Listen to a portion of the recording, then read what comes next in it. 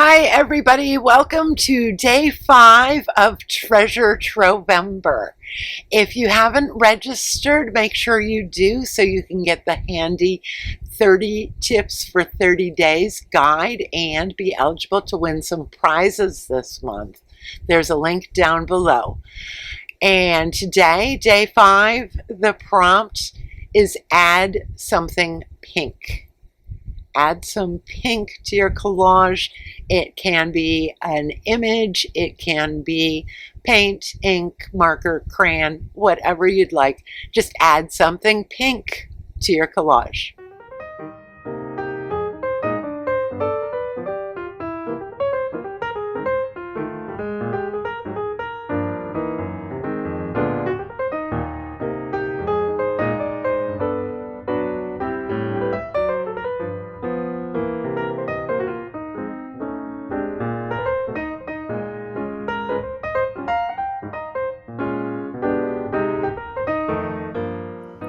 For day 5 to add pink, I had some pink scrapbook paper, so I used my very favorite circle cutter, the link is down below, to cut some rings out of the pink paper and glue them down, and then I trimmed the edges with a rotary cutter, and there's a link to that down below as well.